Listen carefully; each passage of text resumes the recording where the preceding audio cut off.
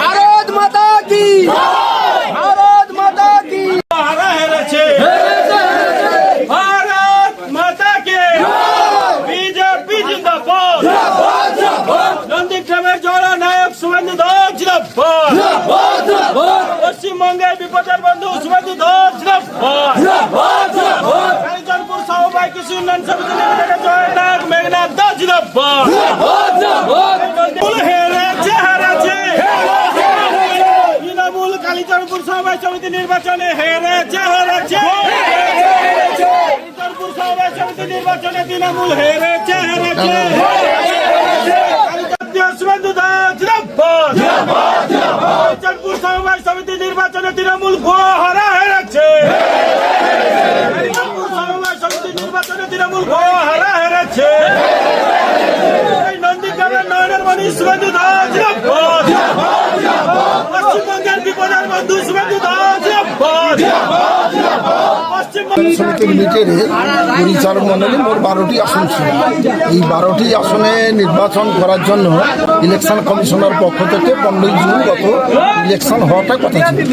আমাদের 14 তারিখে জুনের নোটিফিকেশান দিয়ে জানানো হলো যে ইলেকশনটা পোস্টপোন করে দেওয়া হয়েছে। তার কারণ হিসেবে জানানো হলো যে সাফিসিয়েন্ট ফোর্স নন্দীগ্রাম আইসি দিতে পারবে না বলে। আমরা মহামান্য কলকাতা হাইকোর্টে গেলাম। হাইকোর্টে 17 তারিখে অর্ডার হলো যে অর্ডারের দিন থেকে 21 দিনের মধ্যে ইলেকশনটা করতে হবে। আজকে সেই হাইকোর্টের নির্দেশে ভোটটা হলো। আমরা ভারতীয় জনতা পার্টি 12টি আসনে আমরা নমিনেশন করেছিলাম। আজকে 12-0-তে জয়লাভ করেছি। তৃণমূল কংগ্রেস পুলিশকে দিয়ে ভোটটা বন্ধ করেছিল, কিন্তু পুলিশকে দিয়ে তারা ইলেকশনটা জিততে পারে না, হারার স্বপ্নটা নিয়ে তারা যাচ্ছে। এই জায়গাটায় আমরা জিতেছি। এই জয়লাভ মানুষের জয়, শুভেন্দু অধিকারী। দর্শক দেখলেন নন্দীগ্রাম যে শুভেন্দু অধিকারীর গড়, এটা আরেকবার প্রমাণিত হলো। একদম 12তে 12 এবং 12-0 টিএমসি শূন্য পেয়েছে। 12টার ভিতরে 12টাই বিজেপি জিতেছে। এটা হচ্ছে দর্শক নন্দীগ্রাম একটা সমবায় সমিতির ভোট হয়েছে।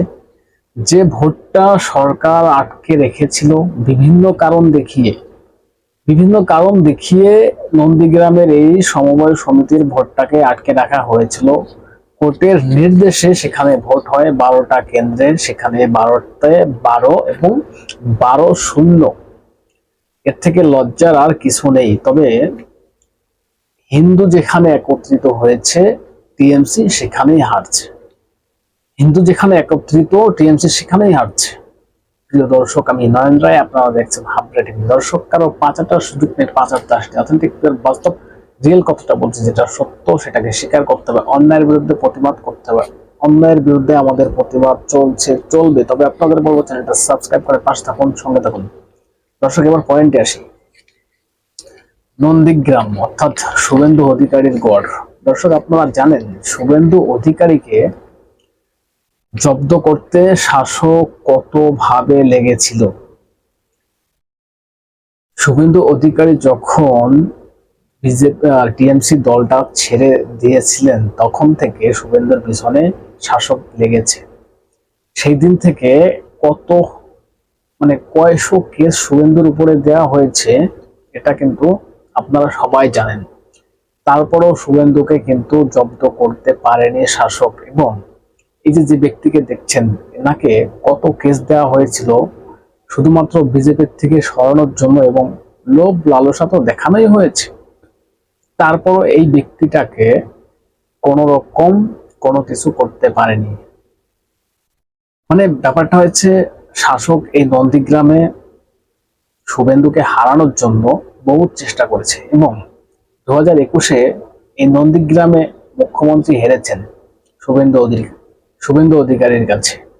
এবং শুভেন্দু অধিকারী একটা কথা বারবার বলে, দেখবেন মাঝে মাঝেই বলে, 1956 যতদিন মুখ্যমন্ত্রী বেঁচে থাকবে ততদিন ওই কানের কাছে বাজবে, হেরেছি হেরেছি হেরেছি। 1956 ভোটে হেরেছে মুখ্যমন্ত্রী।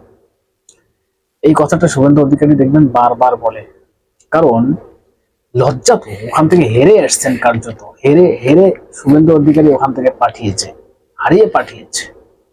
এবং যতদিন বেঁচে থাকবেন লজ্জায় থাকা লাগবে, এটা বলা লাগবে আমি শুভেন্দু অধিকারীর কাছে হেরেছি হেরেছি হেরেছি।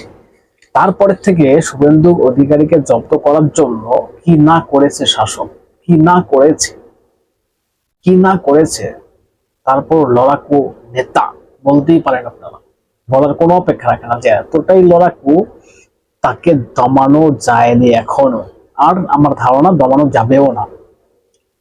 আর শাসকও কোথাও কোথাও এখন মনে মনে ভাবছে এটাই যে এই ছেলেটাকে তো দমাতে পারছি না, কত কেস দিলাম কিছু, মানে এখন দর্শক শুনি না, আগে দেখতাম কোর্টে শুভেন্দু অধিকারী যেতেন, আইনজীবীরা যেতেন এবং শুভেন্দু অধিকারী বলতো, প্রেসমিট করতো, ক্যামেরার সামনে এসে বলতো।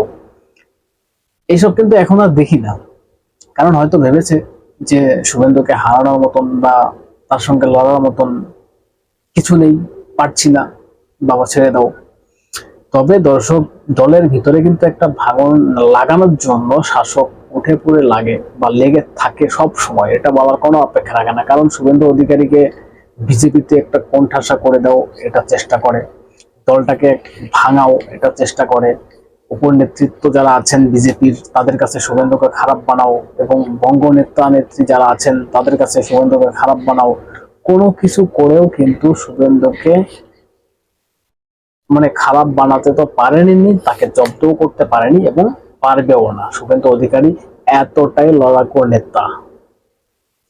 বাংলার প্রত্যেকটা হিন্দু বাঙালির মনের ভিতরে শুভেন্দু রয়েছে, এটা বলার কোনো অপেক্ষা রাখে না। এবং একটা রিপোর্ট মিডিয়াতে দেখেছিলাম 2026-এ বিজেপি শুভেন্দু অধিকারীকে মুখ্যমন্ত্রী পদপ্রার্থী হিসেবে ভোটে লড়াচ্ছেন, এবং এটাই দরকার, এটাই দরকার। আর একটা কথা যেখানে আমি বলতে চাই দর্শক, এই যে দেখলেন ভোট হয়েছে এবং বিজেপি কর্মীদের মানে মিছিল উচ্ছ্বাস প্রকাশ করছেন, 12-0 হয়েছে, স্বাভাবিক। যেখানে হিন্দু সেখানে টিএমসি হারছে, রাজ্যের বিভিন্ন প্রান্তে যেখানে হিন্দু সংখ্যা বেশি সেখানে টিএমসি হারছে। এবং 2026-এ যে ভোটটা হবে হিন্দু ভার্সেস মুসলিম, মুসলিমরা একদিকে ভোট দেবে, হিন্দুরা একদিকে ভোট দেবে। এই কালচারটা কিন্তু মুখ্যমন্ত্রী তৈরি করেছেন, রাজ্যে মুখ্যমন্ত্রী নিজে তৈরি করেছেন। আগে এই ব্যাপারটা ছিল না, হিন্দু মুসলিম ব্যাপারটা। কারণ তো বিজেপি এখন এটাই মনে করেছে, একটা পলিটিক্যাল এজেন্ডাই বলতে পারেন বা আপনারা, হিন্দু মুসলিম না বলে, যে মুসলিমদের দিয়ে পরিবর্তনটা হবে না। যদি পরিবর্তন হয় রাজ্যে তাহলে একমাত্র হিন্দুরাই পারে। কারণ শুভেন্দু অধিকারী যে ডাকটা দিয়েছে দুনিয়ার হিন্দু এক হও, এটা একটা পলিটিক্যাল স্লোগানই বলবো আমি। হিন্দু মুসলিম আমি ব্যাপারটা দেখছি না, কারণ রাজ্যে পরিবর্তন করতে হলে হিন্দুরা যদি একসঙ্গে এক ছাতার তলায় না আসে তাহলে রাজ্যে কোনোদিনও পরিবর্তন হবে না। কারণ ওই লুঙ্গি বাহিনী তো আপনারা দেখেছেন, যতই তাদেরকে মানে মারা হোক, কাটা হোক, অত্যাচার, তারা ওই টিএমসিকেই ভোটটা দেবে। কারণ দেখেছেন তো, মারছে মুসলমান, মরছে মুসলমান, জেলে যাবেন সব মুসলমান লোক। মমতা ব্যানার্জির রাজনীতি এটাই। টিএমসির ভোট নিচ্ছে, তাদের কি উন্নত করেছে? কি উন্নত করেছে? শুধু এনআরসির ভয়, বিজেপি আসলে তাড়িয়ে দেবে। হাজার রাজ্যে, কতগুলো রাজ্যে বিজেপি ক্ষমতায় আছে, মুসলিমরা চলে গিয়েছে। এটা হচ্ছে মানে টিএমসির তোলামূলের একটা পলিটিক্স। মুসলিমদেরকে খুব সহজে ভয়ভীতি দেখিয়ে ভোটটাকে নেওয়া যায়। এবং এটাই বলবো, শুভেন্দু অধিকারীরা হয়তো এটাই মনে করেছেন যে রাজ্যে পরিবর্তন করতে পারে একমাত্র হিন্দুরাই। তার জন্যই স্লোগানটা দেওয়া হয় যে দুনিয়ার হিন্দু এক হোক। আরেকটা কারণ আছে, হিন্দুদের ওপরে যেভাবে নির্যাতন হচ্ছে, হিন্দুদেরকে এক জায়গায় হতে হবে। বাটেগা তো কাটেগা, এক রায়গা তো ছেপ রায়গা। দর্শক কি বলবেন নন্দীগ্রামের এই জয়? এবং এই জয় কিছুটা ইঙ্গিত বহন করে যে 26-এ কি হতে যাচ্ছে। এবং হয়তো ছোট সমিতি বা সমিতির ভোট, এটা সমবায় সমিতির, কিন্তু এখান থেকে কয়েকটা ইঙ্গিত পাওয়া যায় যে রাজ্যে কি হতে চলেছে। কি বলবেন দর্শক? আপনাদের গুরুত্বপূর্ণ মতামত জানাবেন কমেন্টস করে, এবং নজর রাখবেন হাবড়া টিভিতে, চ্যানেলটা সাবস্ক্রাইব করে পাশে থাকবেন, সঙ্গে থাকবেন।